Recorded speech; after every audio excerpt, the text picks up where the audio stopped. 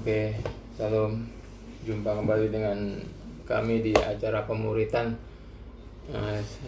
Kali ini kita sudah sampai di masih di Matius 3. Yesus dibaptis. Materi tetap diambil dari Alkitab bergambar anak. Jangan baca nih. Yesus dibaptis. Yesus pergi ke sungai Yordan. Ia ingin dibaptis oleh Yohanes. Setelah Yesus dibaptis, dia keluar dari air. Saat itu juga langit terbuka. Yesus melihat Roh Kudus turun ke atasnya dalam berupa burung merpati. Sebuah suara terdengar dari surga. Inilah anakku yang kukasihi, aku berkenan kepadanya. Udah. Oke. Seperti biasa Alkitab lagi. Injil adalah kabar baik. Apa kabar baiknya? Kabar baiknya adalah Allah turun ke bumi dalam rupa manusia yang bernama Yesus. Dia menjalani semua perintah Bapanya di perjanjian lama dengan sempurna.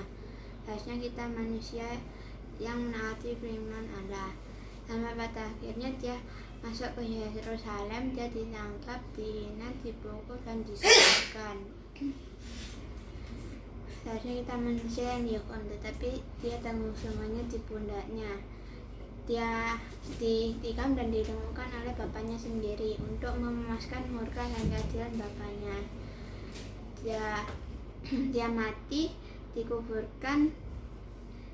3 hari kemudian dia dibangkitkan sebagai tanda pembayaran yang telah lunas, dan nama baiknya telah dipulihkan, karena dia bukanlah seorang penjahat, melainkan anak Allah. Karena kebangkitannya adalah kemenangan bagi kita orang dosa. Jadi kita orang dosa supaya bertobat dan percaya Injil agar dapat diselamatkan dan dapat masuk ke surga dengan mengandalkan kebenaran Kristus. Oke. Masih ingat pelajaran kita kemarin, ya, berita di perjanjian lama, perjanjian baru nggak berubah, tetap sama. Nabi-nabi perjanjian lama itu beritanya itu ya menyatakan bahwa Tuhan itu ada sesuai dengan hukum-hukumnya, ya, dan selalu mengajak bangsa Israel untuk kembali ke Taurat, ke hukum-hukumnya Tuhan. Dan suatu hari nanti ada yang namanya pengadilan. Kita akan dihadapkan dengan Tuhan untuk diadili. Nah, itu pesannya nabi-nabi perjanjian lama. Ya. Mereka nggak ada yang ngajarin untuk breakthrough finansial atau terobosan keuangan, mukjizat kesehatan, nggak ada. Pesan mereka tuh kembali pada hukum Tuhan, pada Taurat, dan selalu memperingatkan gitu bahwa suatu hari nanti kekekalan itu ada dan kita akan dihadapkan dengan pengadilan Tuhan, dan kita punya Tuhan Allah yang selalu ingin menyatakan dirinya ke ciptaannya. Dulu dia ke bangsa pilihan, bangsa Israel. Dia selalu menyatakan dirinya, ya, melalui nabinya, kadang-kadang melalui mukjizat, sampai akhirnya setelah zaman Maleaki, Tuhan itu datang. Dia nyatakan dirinya secara kelihatan, ya, dalam rupa manusia, anak Allah yang bernama Yesus. Pesannya tetap sama, mengajak kembali pada Taurat Tuhan, hukum-hukum Tuhan, dosa, ya, selalu memberitakan kejatuhan manusia, dosa. Dan Yesus ini, ya, kalau yang ada yang namanya doktrin neraka, ya, yang menceritakan tentang neraka, yang paling lengkap itu keluar dari mulutnya Yesus. Kamu bisa cari di Alkitab tentang neraka. Itu pelajaran tentang neraka paling lengkap tuh keluar langsung dari mulutnya Tuhan Yesus. Gak ada di tokoh-tokoh nabi lain yang bisa menceritakan neraka begitu lengkapnya seperti yang Yesus ceritakan. Dan bahwa suatu hari nanti kita akan dihadapkan di pengadilan Kristus. Kita akan dihakimi. Dan kemarin Papi bilang bahwa obat dari masalah utama manusia itu kan dosa. Obatnya itu sudah ada sebenarnya dari perjanjian lama, hanya itu samar-samar. Di perjanjian baru itu menjadi nyata, jelas. Satu-satunya obat adalah Yesus, Injil. Ya. Dia datang, Yohanes membuka jalan, dan Yesus minta dibaptis oleh Yohanes. Ya. Maka datanglah Yesus dari Galilea ke Yordan kepada Yohanes untuk dibaptis olehnya. Tapi Yohanes mencegah dia, katanya, "Akulah yang perlu dibaptis olehmu, dan engkau yang datang padaku." Yohanes merasa enggak pantas membaptis seorang Yesus, karena dia merasa, kan Yesus yang lebih tinggi. Ngerti? Ya? Kok kenapa mesti aku yang baptis dia? Mesti dia yang baptis aku. Gitu kan? Beda sama zaman sekarang. Zaman sekarang orang kalau ketemu Tuhan merasa dia yang lebih tinggi dari Tuhan. Tuhan kacungnya dia. Gitu. Jadi Tuhan yang tergila-gila sama dia. Mau minta apa aja pasti dikasih. Beda sama zaman di Alkitab. Orang kalau mau ketemu Tuhan dia akan gemeter. Segemeter-gemeternya. Beda dengan keadaan di zaman sekarang. Makanya Papi pernah bilang, mungkin di zaman sekarang mereka bukan ketemu Tuhan yang di Alkitab, tapi ketemu Tuhan ciptaannya, dirinya sendiri. Ya, itu manusia cenderung, karena manusia itu cenderung pada kejahatan, sudah jatuh. Jadi manusia itu cenderung menciptakan junjungannya sendiri yang sesuai dengan imajinasi dia, sesuai dengan keinginan dia, sesuai dengan ambisi dia. Ya, jadi kalau kamu mau tahu Tuhan, sifat-sifatnya, karakternya semua dengan benar, ya kamu harus baca Alkitab. Jangan sampai imajinasi kamu menciptakan Tuhan yang lain. Ya, nanti kita lihat. Ya, ayat 14. Seakan-akan Yohanes mengenal Yesus. Mestinya aku yang dibaptis olehmu dan engkau yang datang kepadaku. Tapi di Yohanes 1, ya, dia bilang, ini lebih lengkap nih di Injil Yohanes. Yohanes 1 ayat 31. Dan aku sendiri pun mula-mula tidak mengenal dia. Ya. Yohanes bilang, aku nggak kenal dia. Tapi untuk itulah aku datang dan membaptis dengan air supaya ia dinyatakan kepada Israel. Dan Yohanes memberi kesaksian, katanya, aku telah melihat roh turun dari langit seperti merpati dan ia tinggal di atasnya. Ini waktu Yesus dibaptis. Dan aku pun tidak mengenalnya. Yohanes bilang, aku pun tidak mengenalnya, tetapi dia yang mengutus aku untuk membaptis dengan air telah berfirman kepadaku, jikalau engkau melihat roh itu turun ke atas seseorang dan tinggal di atasnya, dialah itu yang akan membaptis dengan Roh Kudus. Di sini aneh, kok Yohanes ngomong aku nggak mengenal dia, aku nggak kenal Yesus. Tapi di Matius seakan-akan Yohanes kenal Yesus karena dia merasa dia nggak layak dibaptis oleh Yesus. Ngerti nggak kamu? Seperti kontradiksi. Tapi ini bukan kontradiksi kayaknya. Kenapa di sini dia bilang aku tidak mengenalnya? Di sini dia mengakui bahwa secara pernyataan dari Tuhan ya, dia memang belum kenal sama yang namanya Yesus. Dia hanya kenal Yesus tuh hanya tahu luarnya toh, ya. Tapi setelah ada pernyataan dari Tuhan di sini, ya,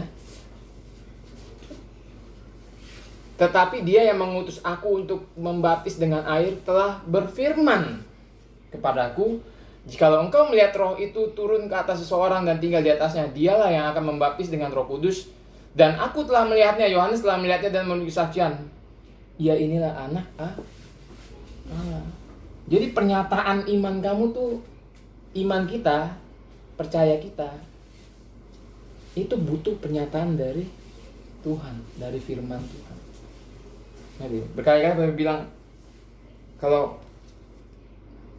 kita yakin bahwa kita sudah diselamatkan, itu kan iman, percaya, betul nggak?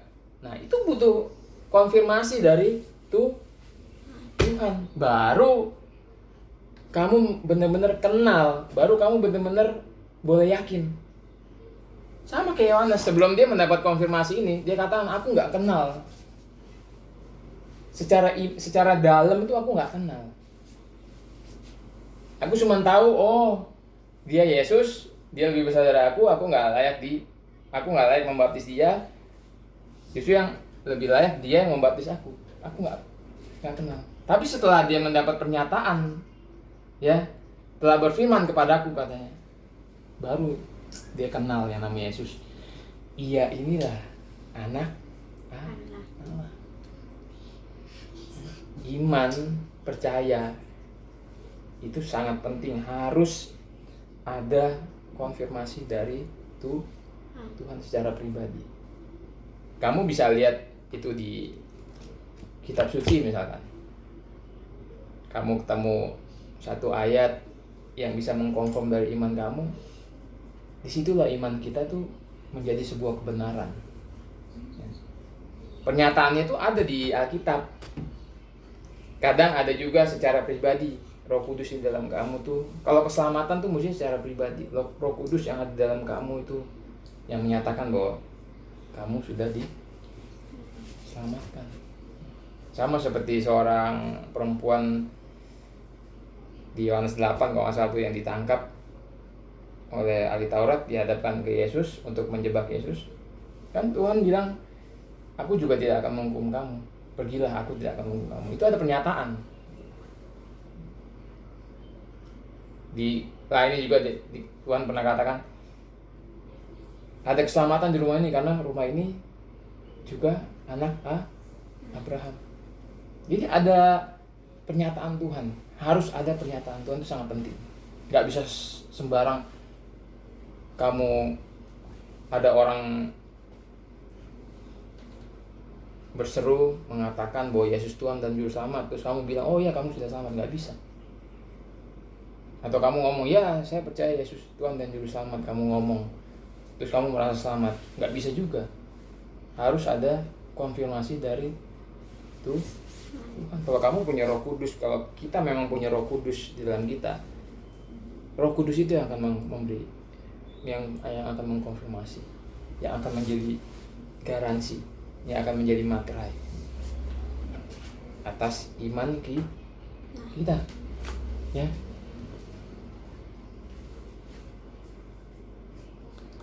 Ya. Terus Yesus menjawab ayat 15, biarlah hal itu terjadi, karena demikianlah sepatutnya kita menggenapkan seluruh kehendak Allah. Kalau di teks Inggrisnya, ya, di teks Yunaninya, ini memakai kata seluruh kebenaran. Ya, kehendak Allah sama kebenaran itu sama. Kebenaran itu confirm dengan firman Tuhan dan kehendak Allah. Ya.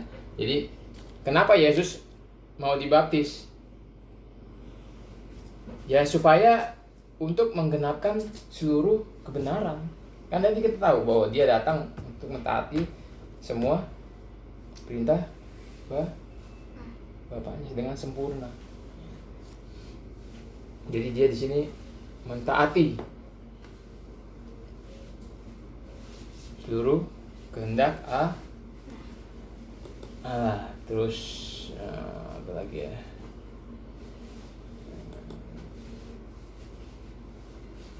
demikian seperti ini benar sekali sulit. Jadi untuk mentaati ya. Jadi kenapa Yesus mau dibaptis? Ya untuk mentaati kehendak Allah. Tapi kamu hati-hati, suatu hari akan ada yang bertanya kepada kita bahwa loh, baptisan itu kan untuk pertobatan, sedangkan kita tahu Yesus itu sempurna tanpa dosa. Tapi kan baptisan itu untuk pertobatan. Nah, jangan-jangan Yesus dibaptis karena dia berdosa kan? Gitu. Itu nanti akan ada yang bertanya seperti itu. Betul nggak? Ya, kita sebagai orang Kristen kita harus satu doktrin kita harus percaya bahwa Yesus itu nggak mungkin berdosa dan nggak mungkin berbuat dosa. Nggak ada urusan dia mau atau nggak mau, pokoknya dia nggak mungkin. Kalau dikatakan mau atau nggak mau, itu sudah berdosa namanya. Tapi ada doktrin yang mengajarkan bahwa Yesus itu nggak mungkin berbuat dosa dan tidak berdosa. Jadi tujuan dia dibaptis itu ya untuk menggenapi ketaatan dia kepada Bapa. Dan ini sebagai bukti bahwa perendahan dia sebagai manusia, bahwa dia rela untuk dibaptis oleh Yohanes. Ya, ingat, nanti suatu hari akan tanya soal kamu tentang baptisan ini. Ya.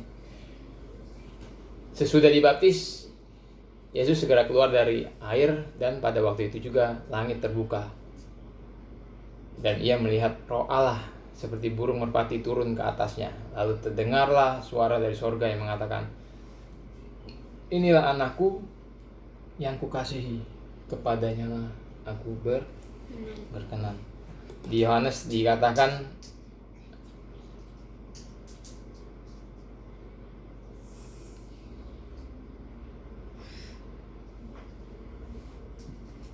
ya, kenapa Yohanes ini pernah ini nih, pernah berfirman, Tuhan pernah berfirman sama dia gitu, bahwa suatu hari nanti engkau akan melihat roh turun ke atas seseorang ya. Nah, dialah itu yang akan membaptis dengan Roh Kudus. Jadi di sini dikonfirm sama Tuhan. Ya, tadi yang Bapak bisa ajarin toh, dikonfirm sama Tuhan. Nah, inilah anakku yang kukasihi. Ini sangat penting. Tuhan Allah itu nggak pernah ngomong inilah anakku yang kukasihi kepada orang lain selain kepada Yesus. Nanti di cerita tentang ketika ada Musa, Elia dan Yesus ketemu di suatu tempat itu ya, itu ini kalau nggak salah namanya transfigurasi ya. Maka nampaklah kepada mereka Elia bersama dengan Musa, keduanya sedang berbicara dengan Yesus. Maka datanglah awan menaungi mereka, dan dari dalam awan itu terdengar suara, "Inilah anak yang kukasihi, dengarkanlah dia."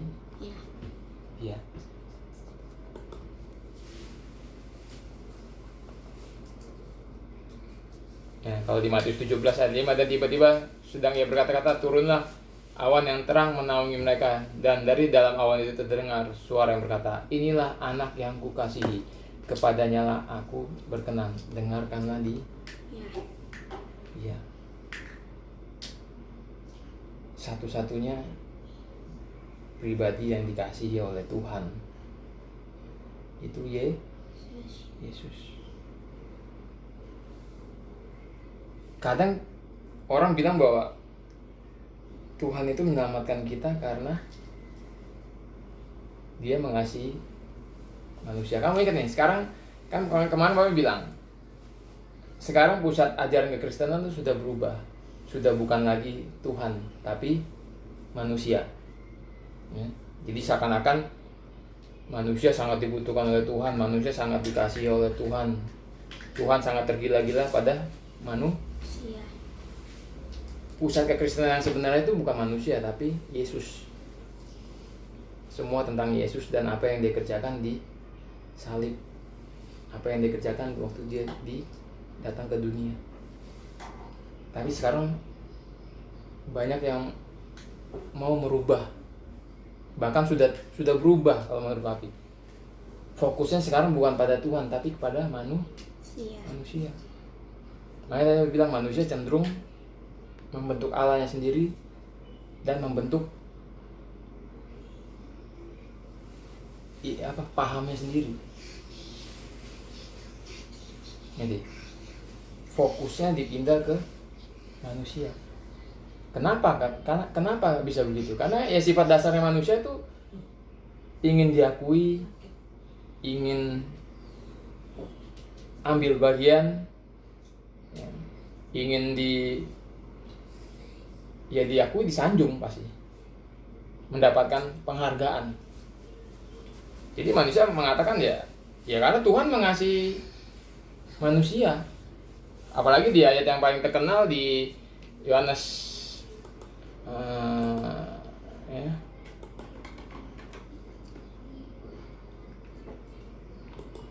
Yohanes 3 ayat 16. Karena begitu besar kasih Allah akan dunia ini. Yohanes ayat yang paling terkenal itu mengatakan karena begitu besar kasih Allah akan dunia ini. Tapi kita mesti ingat kasih di 1 Yohanes berapa tuh dikatakan ya?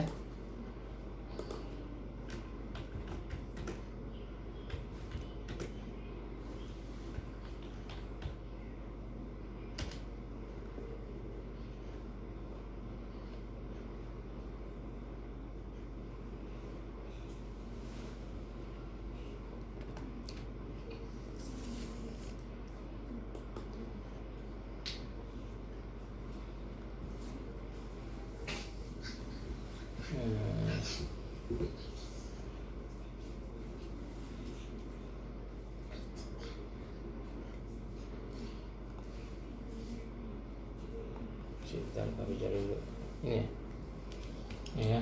Di 1 Yohanes 4 ayat 8 dikatakan barang siapa tidak mengasihi ia tidak mengenal Allah, sebab Allah adalah kasih. Jadi kalau di Yohanes 3 ayat 16 dikatakan karena begitu besar kasih Allah akan dunia ini, ya ini karena Allah itu adalah kasih, gitu. Tapi kalau kamu mau tanya siapa sih objek yang sangat dikasihi Allah, jawabannya hanya Yesus. Ngerti gak? Karena dia bicara tentang inilah anakku yang kukasihi itu hanya kepada Yesus. 2 kali dia ngomong dari langit. Ngerti? Jadi kita sebagai manusia tuh jangan mentang-mentang gitu. Sekarang kebanyakan mentang-mentang merasa dikasihi oleh Tuhan. Ya Tuhan itu sendiri adalah kasih. Gitu. Gak bisa kita mentang-mentang ya Allah mengasihi kita terus kita minta apa aja gini, seakan-akan Tuhan tergila-gila sama kita. Terus pusat kekristenan dirubah dari Yesus menjadi manusia. Gak bisa. Kita harus tahu kalau kita mau ngomong kasih, ya Allah itu ya kasih. Dia kasihnya sempurna, dia pasti kasihnya itu tercurah pada kita. Tetapi nggak cuma Allah itu kasih, Allah itu juga adil. Adil itu harus menghukum. Sedangkan kita manusia berdosa, kita nggak bakal bisa lolos dari kita nggak bakal bisa lolos dari hukuman. Kalau dikatakan Allah itu baik, ya Allah itu baik. Sesuatu yang baik pasti membenci kejahatan. Sedangkan kita manusia firman Tuhan mengatakan manusia itu jahat. Semua manusia telah berdosa. Semua manusia itu jahat. Jadi manusia ini kita selalu bentrok dengan sifat Tuhan. Gak ada harapan buat kita manusia untuk selamat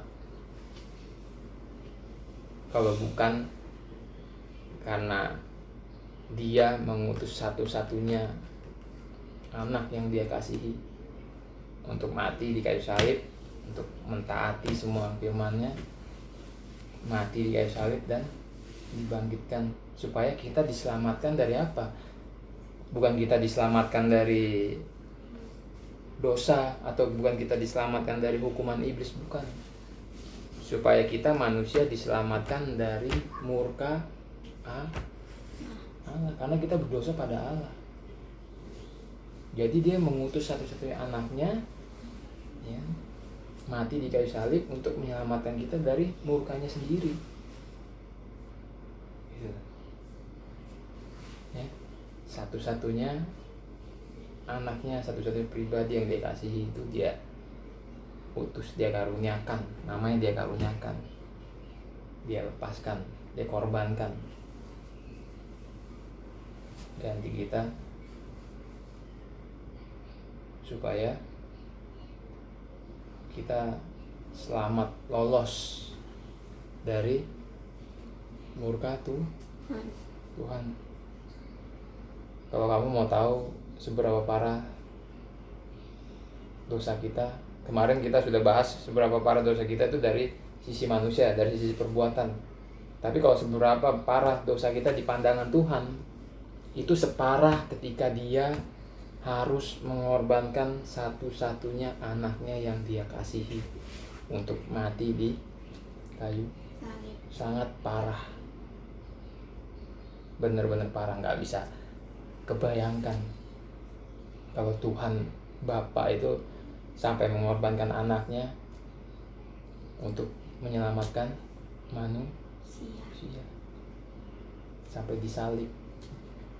Bisa kita bayangkan gimana dengan orang yang enggak percaya, anaknya aja disalib, apalagi yang enggak percaya, akan dihukum selama-lamanya di api neraka. Ya, ngerti? Besok kita masuk ke Yesus memanggil murid-murid. Sampai jumpa.